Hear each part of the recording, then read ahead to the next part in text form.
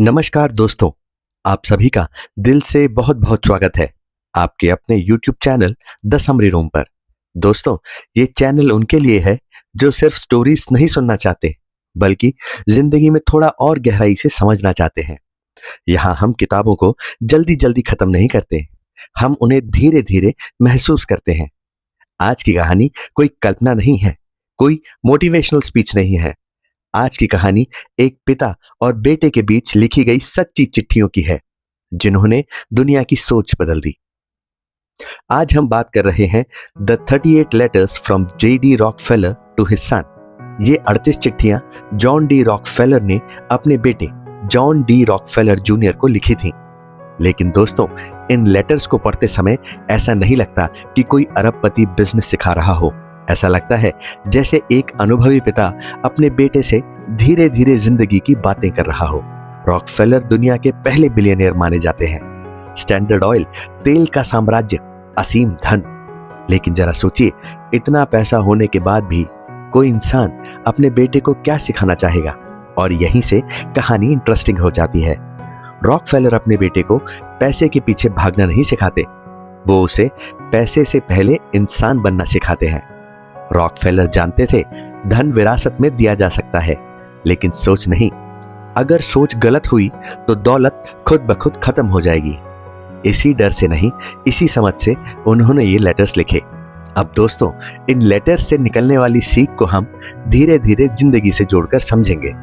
दोस्तों, एक सवाल है जिसका जवाब अक्सर लोग जिंदगी के बहुत बाद में समझते हैं। अगर पैसा ही सब कुछ है तो इतने अमीर लोग अंदर से खाली क्यों होते हैं? रॉकफेलर अपने बेटे को यही समझाते हैं। वो कहते हैं, पैसे को लक्ष्य बना लिया तो जिंदगी छोटी हो जाती है। वो बेटे को लिखते हैं कि पहले इंसान बनो जिसकी मौजूदगी से दूसरों की जिंदगी बेहतर हो। जब तुम वैल्यू बनाओगे तो पैसा तुम्हें ढूंढता हुआ आएगा। यही वजह है कि रॉकफेलर बार बार पैसे को रिजल्ट कहते हैं, गोल नहीं। अब जरा अपनी जिंदगी पर नजर डालिए। कितनी बार हम दूसरों से खुद को कंपेयर करते हैं? कितनी बार हम किसी की सक्सेस देखकर बेचैन हो जाते हैं? रॉकफेलर अपने बेटे को इस जाल से बाहर निकालते हैं। वो कहते हैं, दुनिया में सबसे डेंजरस चीज है कंपैरिजन। जब तुम दूसरों से लड़ते हो, तुम अपनी एनर्जी खोते हो। जब तुम वैल्यू बनाते हो, दुनिया तुम्हारे पास आती है। कंपटीशन खत्म हो सकता है, वैल्यू नहीं। अब एक और सवाल, कुछ लोग बार बार गिरते हैं, फिर भी लोग उन पर भरोसा क्यों करते हैं? और कुछ लोग एक गलती में सब कुछ क्यों खो देते हैं?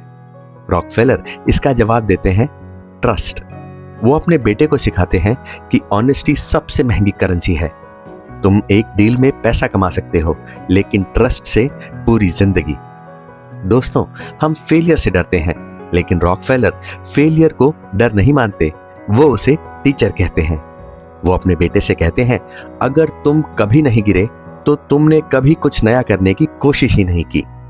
गलतियां तुम्हारी पहचान नहीं है, वो तुम्हारी ट्रेनिंग है। जो गिरकर सीखता है वही मजबूत बनता है। अब एक कड़वी सच्चाई, टैलेंट सबके पास होता है, सक्सेस बहुत कम लोगों के पास। क्यों? रॉकफेलर कहते हैं, डिसिप्लिन की वजह से।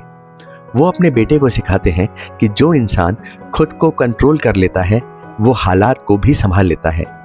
डिसिप्लिन मोटिवेशन से ज्यादा रिलायबल होता है। और अब सबसे आखिरी, सबसे गहरी बात, अगर पैसा ही सब कुछ होता तो रॉकफेलर जैसे लोग दान क्यों करते? रॉकफेलर अपने बेटे को बताते हैं, वेल्थ की एक मॉरल ड्यूटी होती है। दौलत सिर्फ लेने के लिए नहीं, लौटाने के लिए होती है। यही सोच उन्हें बिलियनियर नहीं, लीडर बनाती है। दोस्तों, अगर ये बातें आपके अंदर कुछ हिला रही हैं तो इमेजिन कीजिए पूरी किताब क्या असर करेगी।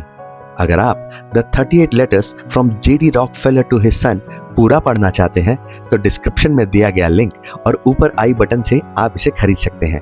आपका सपोर्ट इस चैनल को जिंदा रखता है। अगर आपको आज का ये डीप नरेशन पसंद आया हो तो लाइक कीजिए, शेयर कीजिए और सब्सक्राइब जरूर कीजिए, ताकि हम ऐसी ही धीमी, गहरी और जिंदगी बदलने वाली कहानियां लाते रहें द समरी रूम पर। धन्यवाद।